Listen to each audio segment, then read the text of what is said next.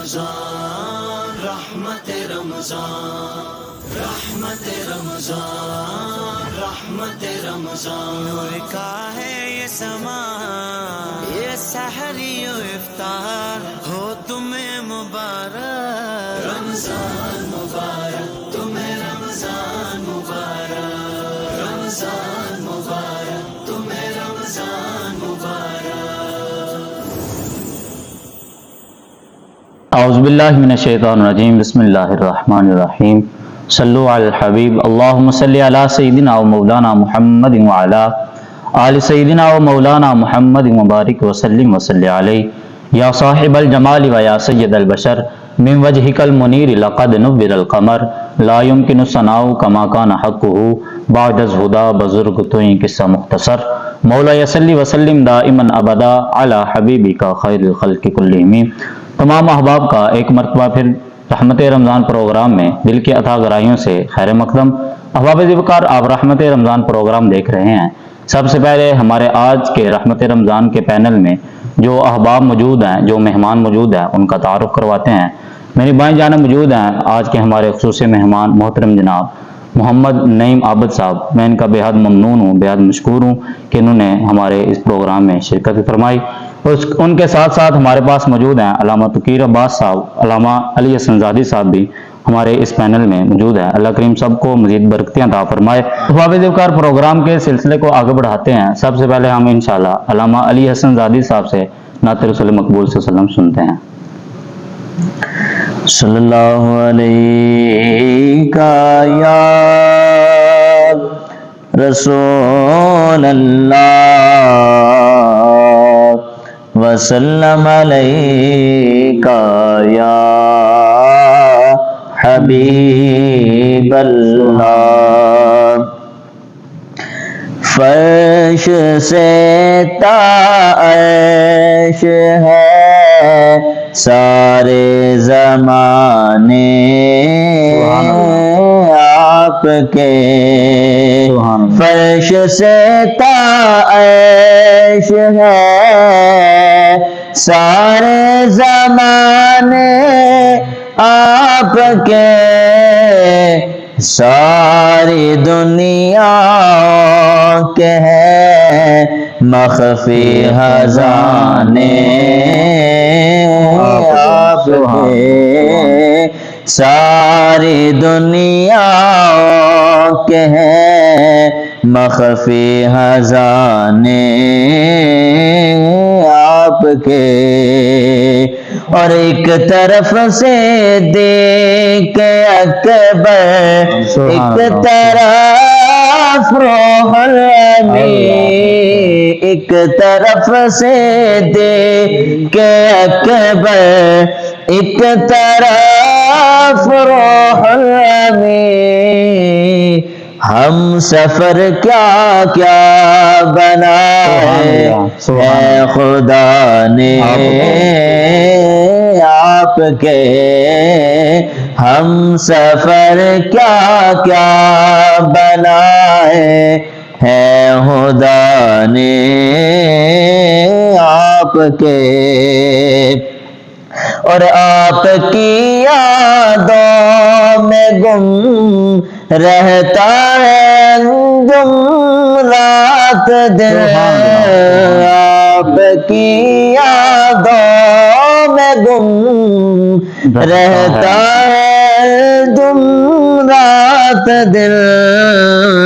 ख्वाब आते हैं इसे अक्सर सुहाने आपके, ख्वाब आते हैं से अक्सर सुहाने आपके, सारी दुनिया के हैं मख़फ़ी खज़ाने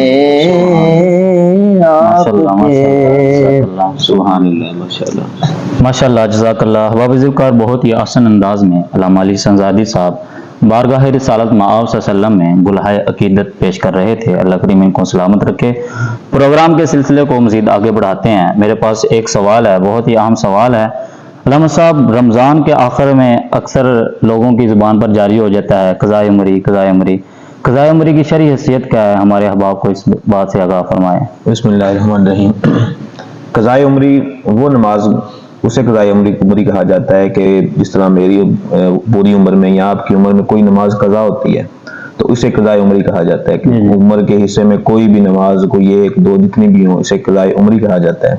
تو خاص کر رمضان کے جو آخری جمعہ ہوتا ہے، الوداعی جمعہ، تو یہ کہا جاتا ہے کہ اس جمعے والے دن کوئی نماز ادا کر لیجئے، باجماعت کو 2 نوافل پڑھ لیے جائیں، تو وہ جو قضا پچھلی عمر میں جتنی نمازیں قضا ہوتی ہیں وہ ساقط ہو جاتی ہیں۔ اس کی شرعی حیثیت، اس کی شرعی حیثیت یہ ہے کہ اس کا نہ ہی تو حضور نبی کریم صلی اللہ علیہ وسلم سے قول سے، نہ ہی مطلب ہے کہ حدیث سے کوئی قول ثابت نہیں ہے، نہ ہی حدیث سے ثابت ہے یہ، اور نہ ہی صحابہ کے اقوال افعال سے ثابت ہے، نہ ہی ائمہ کرام نے اس کی کوئی ذات بیان کی ہے، تو یہ بالکل باطل ہے، اس کی کوئی بھی اصل نہیں ہے، کوئی بھی اصل نہیں۔ بالکل یہ قضائے عمری ایسے کوئی جو کسی کے اوپر کوئی نماز قضا ہوگی، جتنی دیر تک اس نے قضا نہیں کی اس کے ذمہ سے ساقط نہیں ہو سکتی۔ اگر کوئی الوداعی جمعہ، جو جمعہ آخری جمعہ ہوتا ہے رمضان کا، اس کے اوپر کوئی بندہ کہے کہ میں 2 نوافل پڑھ لوں، جماعت کے ساتھ 2 نوافل پڑھ لے، تو جتنی نماز قضائیں ہیں وہ ساقط ہو جائیں گے، ایسا فعل باطل ہے، ایسا فعل باطل ہے، بالکل باطل ہے۔ جزاک اللہ۔ واضح وقار آپ کے سامنے علامہ توقیر عباس چشتی صاحب نے بہت ہی آسان انداز میں اس سوال کا جواب دیا ہے، تو ہم اب اپنے مہمان کی طرف بڑھتے ہیں۔ انشاءاللہ بہت ہی آسان انداز میں آپ احباب کے سامنے بارگاہ رسالہ آپ صلی اللہ علیہ وسلم میں گلدستہ نعت پیش فرماتے ہیں۔ صلی اللہ علیہ یا رسول اللہ وسلم علیک یا حبیب اللہ۔ ماشاءاللہ۔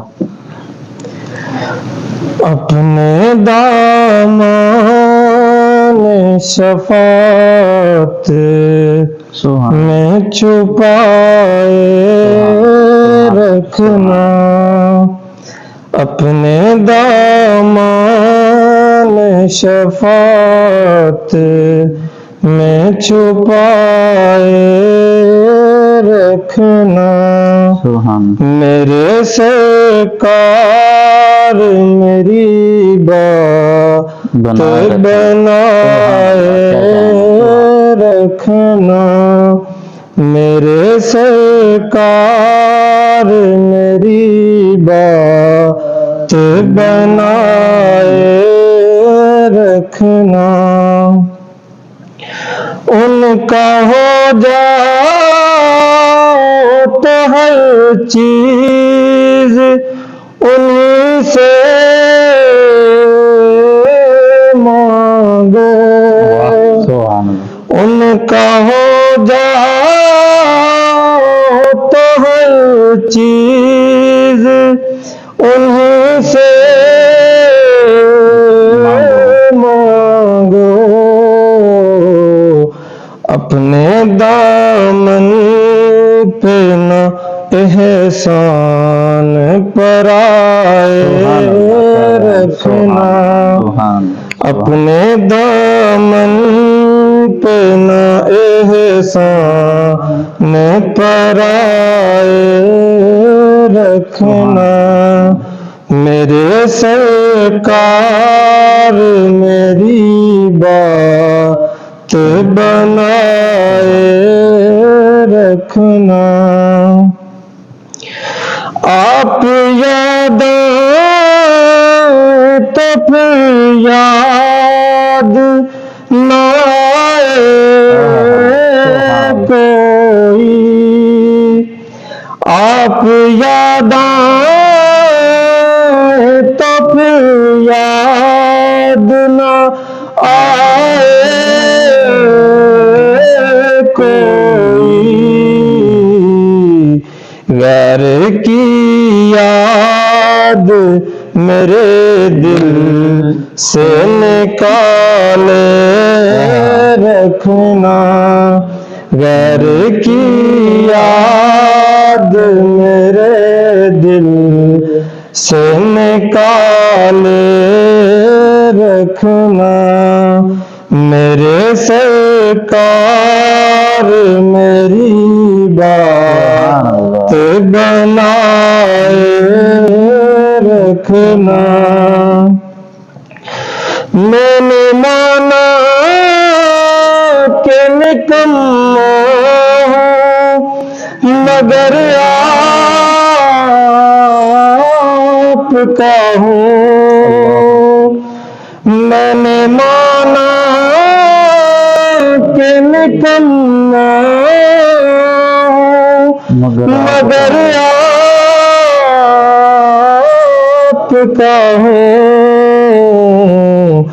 اس نکمے کو بھی سرکار نبھائے رکھنا.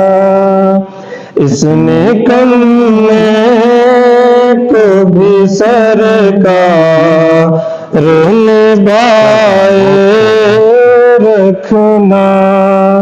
میرے سرکار میری بات بنائے رکھنا.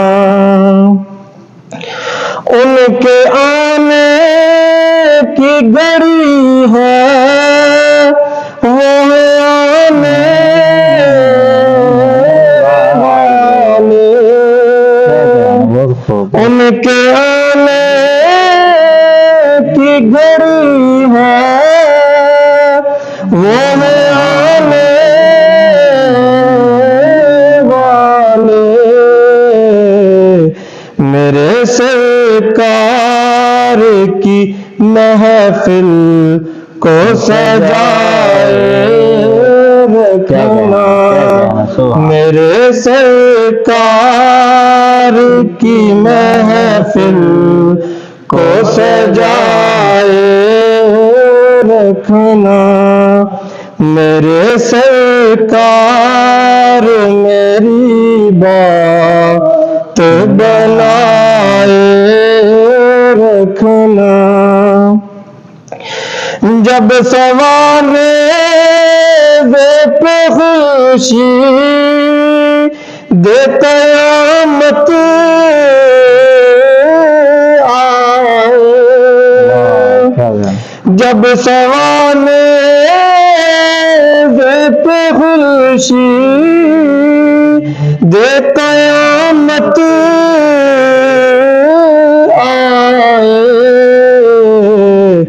اپنی زلفوں کے گناہ گار پہ سائے رکھنا. اپنی زلفوں کے گناہ گار پہ سائے رکھنا.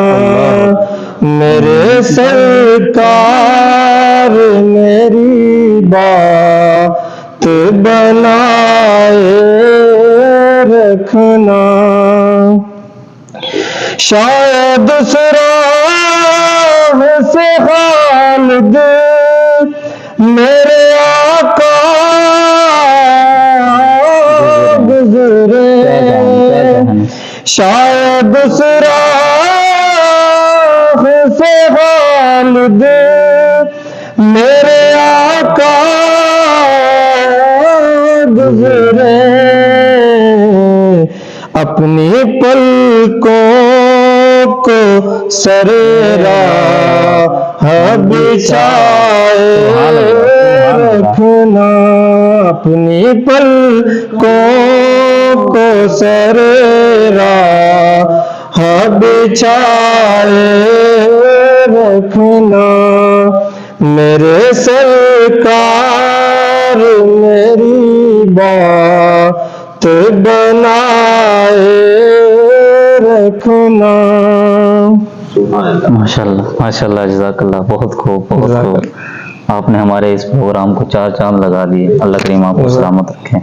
تو واپس وقار آپ نے بہت ہی خوبصورت انداز میں بہت ہی احسن انداز میں ہمارے آج کے جو مہمان ہیں محترم جناب محمد نعیم عابد صاحب ان سے بارگاہ رسالت مآب صلی اللہ علیہ وسلم میں جو انہوں نے گلدستہ نعت پیش کیا ہے سماعت کیا ہے آپ نے. اللہ کریم ان کو مزید برکتیں عطا فرمائیں. تو واپس وقار اب علامہ صاحب کی طرف بڑھتے ہیں. ان سے ایک سوال وہ کرتے ہیں. علامہ صاحب ہمارے احباب کو بتائیے کہ فدیہ کیا ہے؟ فدیہ سے کیا مراد ہے؟